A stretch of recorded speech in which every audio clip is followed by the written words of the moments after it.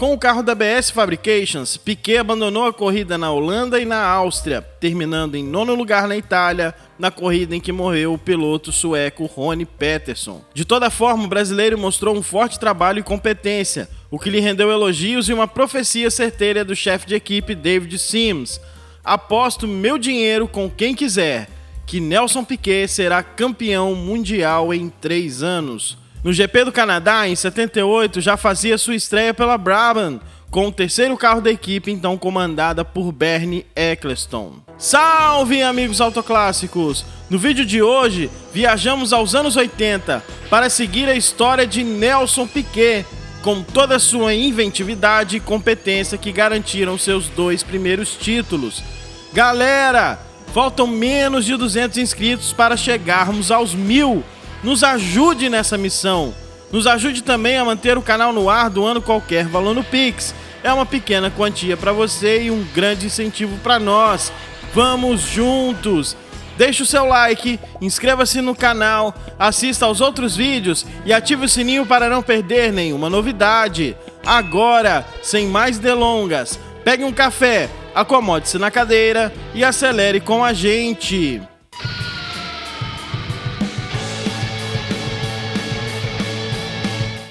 Na Brabham, Piquet teve como companheiro o austríaco Niki Lauda, já bicampeão, que abandonou a Fórmula 1 temporariamente antes do fim da temporada.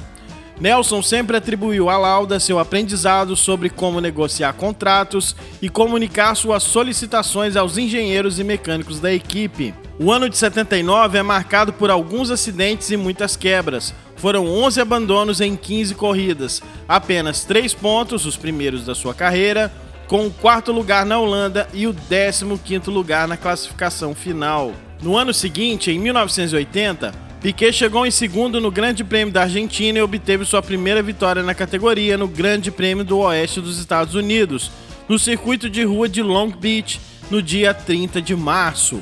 Com a vitória em sua 25ª corrida disputada na categoria, Nelsinho, como era chamado na época, assumiu a liderança do campeonato após 4 provas. Já fazia 5 anos sem vitórias brasileiras na Fórmula 1, desde que Emerson Fittipaldi saiu da McLaren para correr pela Copersucar. O GP em Long Beach também é histórico para Emerson Fittipaldi, que terminou a prova em terceiro. O bicampeão da Fórmula 1 subiu ao pódio pela última vez naquela prova, a bordo da sua Skoll Fittipaldi.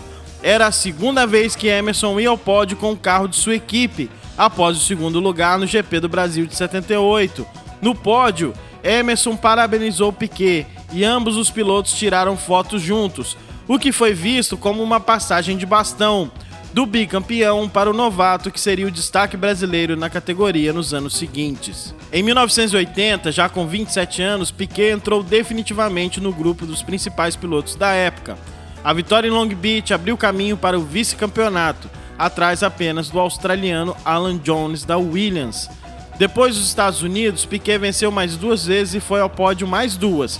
Foi terceiro colocado no GP de Mônaco, segundo na Inglaterra e primeiro nos GPs da Holanda e da Itália. Já em 81, a Fórmula 1 vivia um momento político de mudanças e muitas aspirações sobre o controle para o futuro. Mas na pista, tudo começou sem mudança. Jones venceu a abertura do campeonato no GP Oeste dos Estados Unidos. Carlos Reutemann, companheiro de Jones na equipe de Frank Williams, ganhou a segunda corrida. No Brasil, Piquet venceu as 2 seguintes, Argentina e San Marino. Foi um campeonato muito disputado. Apesar do desempenho de Williams em Brabham, Alain Prost e Jacques Laffite, então pilotos da Renault e Ligier, ainda tinham aspirações de título após 13 das 15 corridas válidas pelo campeonato. Reutemann liderava com 3 pontos de vantagem para Piquet, 49-46. Prost e Jones tinham 37 e Laffite 34.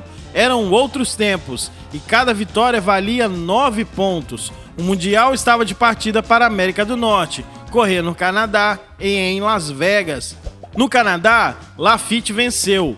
Piquet foi 5º colocado e os outros 3 sequer pontuaram.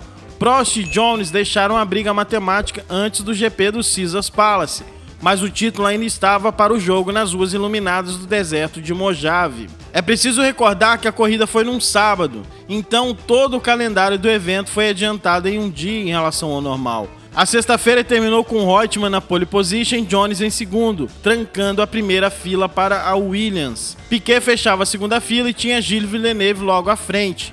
Villeneuve fez largada agressiva e ultrapassou Reutemann, que caiu da pole após a saída lenta e viu o companheiro de equipe Jones assumir a dianteira com Gilles em segundo. Alguns metros depois, Prost e Bruno Giacomelli também passaram por ele e Piquet. Era um começo terrível para o líder do Mundial. Mas como Piquet e Laffite seguiam atrás, o campeonato ainda estava nas mãos dele. Jones sobrava na frente e Villeneuve não conseguia acompanhar, formando uma fila de carros até que começou a ser ultrapassado algumas voltas depois. Os primeiros colocados se moldavam e os abandonos apareciam. Patrick Tambay deixou a corrida após uma pancada de Andrea de Cesaris, e os problemas de confiabilidade surgiram para Hélio De Angelis, René Arnoux e Ed Cheever.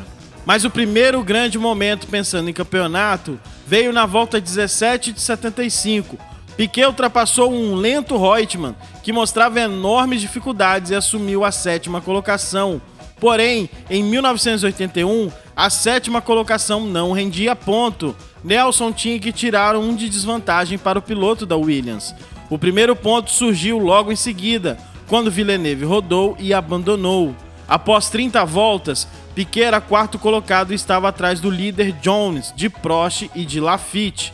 Prost teve problema com o desgaste de pneus e perdeu tempo, mas andava bem rápido e recuperou as posições. Piquet sabia que estava fazendo o suficiente para o título e evitou se defender com mais energia do que era prudente. As coisas foram ficando ainda melhores quando Giacomelli finalmente voltou aos pontos e ultrapassou Reutemann pelo sexto posto. O argentino não tinha ritmo para se recuperar e tinha de contar apenas com a sorte de lá para frente, e a sorte chegou a esboçar um sorriso. Nigel Mansell e Giacomelli passaram o brasileiro e o empurraram para o sexto lugar.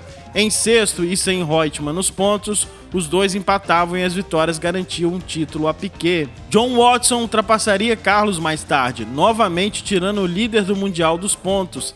Neste momento, o desgaste dos pneus da Ligier também fizeram Laffite cair, mas o francês se recuperaria e voltaria a passar Reutemann. Prost tirou boa margem da frente de Jones, mas não chegou. O campeão de 1980 ainda venceu e o francês ficou em segundo. Giacomelli foi o terceiro e Mansell foi o quarto, o melhor resultado da carreira até ali. Piquet, em quinto, confirmou o que se desenhava, o título mundial de 1981. Àquela altura, Piquet tinha 6 vitórias e se tornava campeão aos 29 anos, no que era apenas a terceira temporada completa na Fórmula 1. Para 1982, a equipe fez a estreia do motor BMW Turbo no Grande Prêmio da África do Sul, no chassi BT50. O ponto crítico dessa nova experiência foi o sistema de freios, inadequado às novas exigências do novo motor. Enquanto o projetista Gordon Murray fazia modificações no chassi e no sistema de freios para que se adaptasse ao motor, a escuderia foi para o Grande Prêmio do Brasil em Jacarepaguá com o modelo do ano anterior, o BT49D, e motor Ford Cosworth V8 aspirado. A história desse BMW Turbo vale um vídeo só pra ele, hein? Vocês querem? Falem aí nos comentários. Piquet venceu a prova, mas um mês após a corrida sua vitória foi cassada. O mesmo aconteceu com o segundo colocado, o finlandês Keke Rosberg da Williams, também com o motor Ford Cosworth aspirado. No protesto feito por Jean Sage, diretor técnico da Renault, este alegou que o carro de Piquet e de Rosberg disputaram o GP do Brasil abaixo do peso mínimo regulamentar, que era de 580 quilos, devido ao uso de um artifício não previsto pelo regulamento da FISA. E isso é verdade. Na vistoria dos carros, os comissários de prova desconfiaram da função de uma estranha caixa preta acoplada ao Brabham. O mesmo aconteceu com a Williams. O sistema de refrigeração dos freios era feito com água, o que deixava os carros dentro do peso mínimo exigido antes da largada. Porém, ao longo da corrida, a água armazenada nos carros era utilizada, o que deixava os monopostos mais leves do que os das demais equipes. Como o regulamento permitia a reposição dos fluidos antes da pesagem obrigatória, os carros voltavam a ficar dentro do regulamento. Com as duas desclassificações técnicas, o francês Alain Prost com o Renault RE30B V6 Turbo foi declarado vencedor da prova. O curioso dessa decisão da FISA é que tanto os carros da McLaren e da Lotus usavam o mesmo recurso da Brabham e Williams e não foram desclassificados. Em Long Beach, Rosberg terminou em segundo lugar. Também correu com o carro equipado com um tanque de água, mas não perdeu os 6 pontos com a posição conquistada. Como a decisão do tribunal aconteceu na semana do Grande Prêmio de San Marino, as equipes FOCA, a Associação dos Construtores da Fórmula 1, resolveram boicotar a prova em Imola. Brabham, Williams, McLaren, Lotus, Ligier, Arrows, March, Fittipaldi, Theodore e Ensign. Já a partir do Grande Prêmio da Bélgica, a equipe volta a utilizar o modelo BT50 com motor BMW Turbo. Com ele, Piquet marca 2 pontos com o 5º lugar na pista belga. O atual campeão, porém, não conseguiu se classificar para o Grande Prêmio do Leste dos Estados Unidos em Detroit. Uma semana depois, o piloto brasileiro venceu em Montreal, o Grande Prêmio do Canadá. A prova ficou marcada com a morte logo na largada do italiano Riccardo Paletti, que não conseguiu desviar da Ferrari do francês Didier Pironi, que não partiu. Já na Alemanha, quando estava próximo de fazer a troca de pneus e o reabastecimento, Piquet se aproximou do retardatário, o chileno Eliseu Salazar, e tentou a ultrapassagem numa chicane. Salazar não viu Piquet se aproximando, manteve a trajetória normal e os dois bateram. Após sair do carro, uma cena icônica. Piquet partiu para agressão física contra Salazar, diante das câmeras de televisão, em uma cena que demonstra um pouco do seu temperamento competitivo e explosivo. Desembarcando agora em 83, não foi fácil para Nelson levantar seu segundo caneco na categoria. Foram 3 vitórias, Brasil, Itália e Brands Hatch, e apenas 2 pontos, 59 a 57, o separavam do segundo colocado, o francês Alain Prost. Famoso nos anos 70 e 80, Murray projetou carros maravilhosos na Brabham, como os pilotados por nomes como José Carlos Paty e Niki Lauda. Mas foi com Piquet que a parceria foi ainda mais marcante, com invenções como a suspensão hidropneumática para maximizar o efeito das mini-saias fixas de 81, o pré-aquecimento dos pneus, solução usada por Nelson na Fórmula 3 e levada para a Fórmula 1, e os pit stops para a troca de pneus e reabastecimento. O objetivo era deixar Piquet com um carro mais leve, menos gasolina, do que os adversários na pista.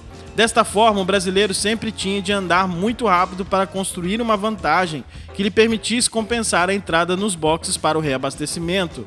O aquecimento dos pneus era fundamental nesse processo para que perdesse menos tempo nas primeiras voltas após o pit stop. Na África do Sul, a decisão do campeonato, Piquet largou com apenas 75 litros de gasolina para disputar na frente nas primeiras voltas. O objetivo era abrir vantagem, claro, mas havia outra ideia envolvida. Provocamos eles com outros truques, mas fora isso, tratamos aquela como uma corrida qualquer. A exceção foi a estratégia. Eu falei com Hebb Blush e Bernie Ecclestone, e a nossa ideia foi desmoralizar o Prost na pista, disse Murray a Marcelo Correge em entrevista. Deu certo. Piquet voltou dos boxes ainda na liderança, enquanto o humilhado e desesperado Prost forçou o equipamento com o tanque cheio e abandonou. Tanta tensão na Renault se explicava. Após ingressar na Fórmula 1 em 77 e implantar a tecnologia dos motores turbo, a montadora estava pressionada para conquistar um título que vinha escapando nos anos anteriores.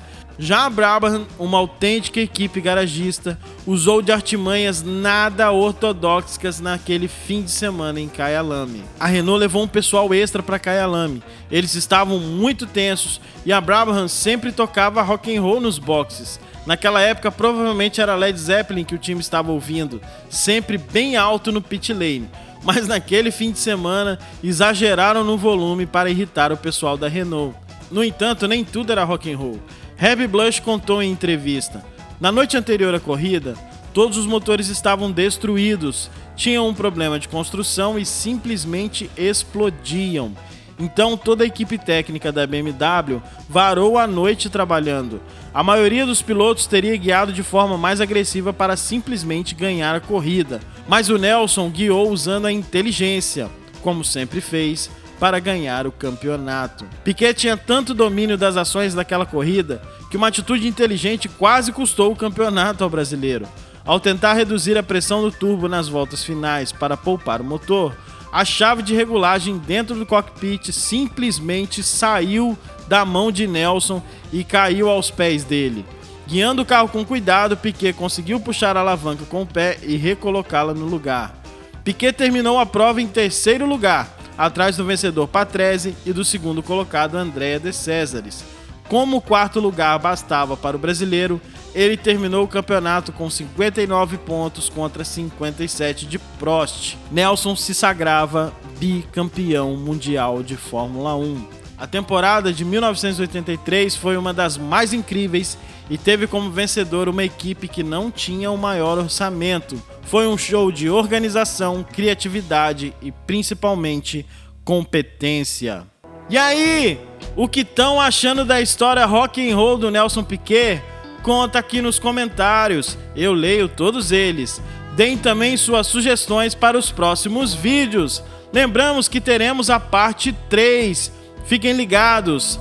Já deixou o seu like? É muito importante para o canal crescer. Inclusive, estamos trabalhando na forma de recompensar aqueles que estão contribuindo no nosso Pix. Eu me chamo José Júnior e não vou parar até contar a história de todos os carros que passaram pelo Brasil. Um grande abraço e até o próximo vídeo. Tchau!